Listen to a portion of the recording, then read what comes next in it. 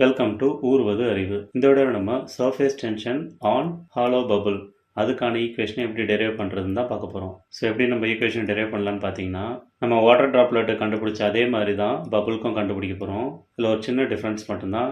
என்ன டிஃப்ரென்ஸ் பார்த்தீங்கன்னா, இங்கே வெளியில் ஏர் இருக்க மாதிரி உள்ளேயும் பபுள்குள்ளேயும் ஏர் இருக்கும். ஸோ அப்போ சர்ஃபேஸ் டென்ஷன் வெளியிலையும் இருக்கும், உள்ளேயும் சர்ஃபேஸ் டென்ஷன் இருக்கும். ஸோ அதே மாதிரி நம்ம அசம்ஷன் பண்ணிக்கலாம். டயமீட்டர் டின்னு அசியூம் பண்ணிக்கலாம்.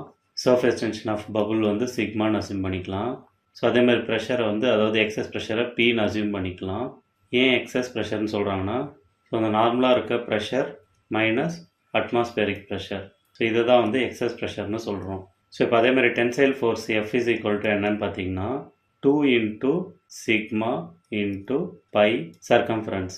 ஏன் இந்த 2 இன்ட்டு நம்ம போடுறோன்னு பார்த்தீங்கன்னா, நான் சொன்ன மாதிரி ஃபஸ்ட்டு வாட்டர் ட்ராப்லெட்டில் உள்ளே ஃபுல்லாக வாட்டர் இருந்திருக்கும், வெளியே மட்டும் ஏர் இருக்கும். ஸோ சர்ஃபேஸ் டென்ஷன் இந்த இடத்துல மட்டும் ஆக்ட் ஆகுன்னு வச்சுக்கோங்க. இப்போது உள்ளேயும் ஏர் இருக்குது, வெளியும் ஏர் இருக்குது. ஸோ இந்த இடத்துலையும் நம்மளுக்கு சர்ஃபேஸ் டென்ஷன் ஆக்ட் ஆகும், வெளியிலையும் ஆக்ட் ஆகும். ஸோ 2 டைம்ஸ் எடுத்துக்கிறோம். ஸோ சர்க்கம்ஃபரன்ஸ்க்கு நம்மளுக்கு பைடின்னு தெரியும். So f is equal to 2 sigma pi d. இதை நம்ம ஈக்குவேஷன் 1ன்னு எடுத்துக்கலாம்.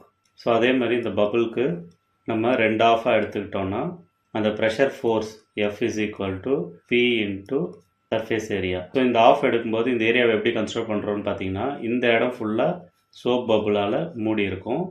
இது உள்ள ஏர் இருக்கும், வெளியிலையும் ஏர் இருக்கும். ஸோ இப்படி நீங்கள் அசியூம் பண்ணிக்கணும். அப்போது இந்த ஏரியா என்னன்னு நம்ம கன்சிடர் பண்ணிப்போம். ஸோ இந்த ஏரியாவில் க்ளோஸ் ஆகிருக்குன்னு நம்ம எடுத்துக்கணும். இந்த ஏரியாவில் க்ளோஸ் ஆகிருக்கு, உள்ளே மட்டும்தான், இந்த உள்ளே இருக்க இடத்துல மட்டும்தான் காற்று இருக்குது. ஸோ அப்படி பார்த்தோம்னா சர்ஃபேஸ் ஏரியா நம்மளுக்கு தெரியும், π/4 d square. So pressure force F is equal to P into pi divided by 4 d square. இதை நம்ம equation 2ன்னு எடுத்துக்கலாம். So equation 1 F is equal to 2 sigma pi d. இது equation 1. So equation 1 and 2 நம்ம solve பண்ணோம்னா ரெண்டு ஃபோர்ஸும் நம்மளுக்கு தெரியும். Force due to surface tension அப்புறம் ஃபோர்ஸ் டியூ டு ப்ரெஷர், இது ரெண்டுமே ஈக்குவல், அதனால ஈக்குவேட் பண்ணிக்கலாம். So P into π/4 d square is equal to 2 sigma pi D. So இப்போ நம்ம சர்ஃபேஸ் டென்ஷன் தேவைன்றதுனால சர்ஃபேஸ் டென்ஷனில் ஒரு சைடு வச்சுக்கிட்டு மற்றதெல்லாம் அதர் சைடு கொண்டு போனீங்கன்னா sigma is equal to B into pi into D square divided by 4 into 2 into pi into D. So பையும் cancel ஆகிடும், டி ஸ்கொயர் மேலே கேன்சல் பண்ணிக்கலாம். 4 × 2 8.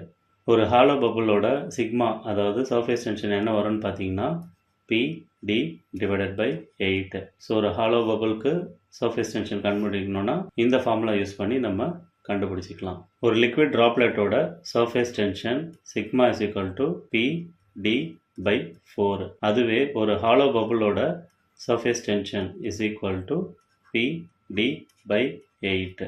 ஸோ இது எப்படி எழுதலான்னு பார்த்தீங்கன்னா 1/2 into P D by 4. So sigma bubble is equal to 1/2 times sigma liquid droplet. அப்படி இல்லைன்னா sigma liquid droplet is equal to 2 times the sigma bubbles. இதில் நம்ம என்ன புரிஞ்சுக்கலாம்னு பார்த்தீங்கன்னா, surface tension of the liquid droplet surface tension of த பபுளை விட 2 times இருக்கும் அப்படின்னு நம்ம புரிஞ்சுக்கலாம்.